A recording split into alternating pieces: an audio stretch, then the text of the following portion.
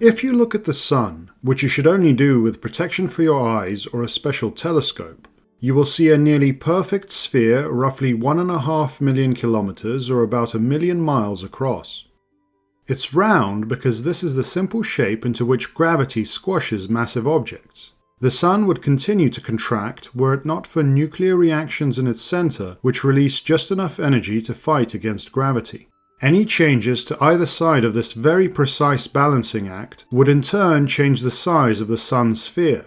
Indeed, over billions of years, the Sun has been and will continue to lose some of its substance, some of its mass, making the force of gravity slightly weaker and growing its size. Looking at the surface of the Sun and above, it is the force of magnetism which shapes our star. The invention of the telescope has allowed us to see darker so-called sunspots. These are regions on the Sun with a very strong magnetic field. The force of magnetism acts upon the stuff the Sun is made of, the ionized plasma of protons and electrons, and pins it in place. Under the tyranny of this force, hot material cannot rise to the surface as it does on the rest of the Sun. The whole sunspot region cools down and becomes darker than everything around it. It is a little bit like if you've ever seen a magnet make a dark spot on an old school CRT TV. Every 11 years, the face of the Sun undergoes a turbulent period and breaks out in spots over much of its surface. The same process happened to me when I too became a teenager. The Sun has overall north and south magnetic poles just like the Earth, and these two flip round during this time. Any material that breaks free away from the surface near the sunspots is deflected by the magnetic field and forced back down in large loops. The magnetic field extends far above the sunspots for millions of kilometers into a region known as the Sun's corona. In physics, a field is a region of space associated with a quantity, not necessarily of potatoes, and thus the magnetism around the Sun forms a very real force field. The actual magnetic field in the corona is sometimes difficult to see, but if it were instead like a force field you might see in films or video games, then this is how it might look. Any of the Sun's plasma that is able to escape the pull of gravity is kept confined inside this magnetic cage. Not very much of it does, so this region is much more faint than the rest of the Sun.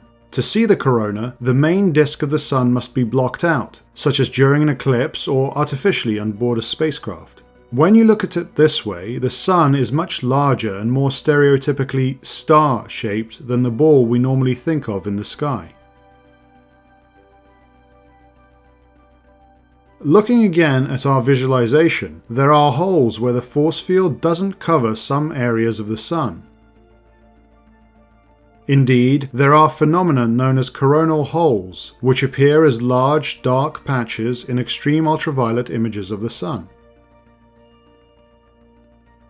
It's not that there is no magnetic field in these regions. In fact, it can be quite strong. It's just that here it doesn't force the ionized plasma to loop back downwards. Instead, the plasma is free to stream outwards like an ordinary gas, so this flow is called the solar wind.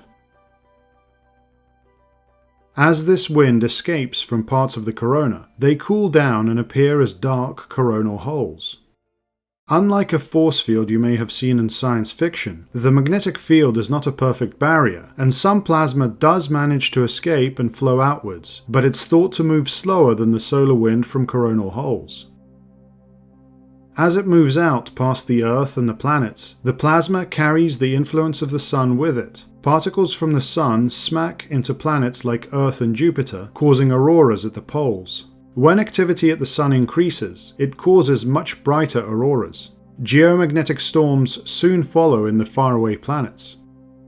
The progress of the solar wind outwards under the dominance of its origin star continues for billions of kilometers. Eventually, at a boundary called the heliopause, the flowing particles thin out and our solar system gives way to the wider Milky Way galaxy. In the last decade, the two Voyager spacecraft were the only artificial objects to ever cross this threshold and send back any data.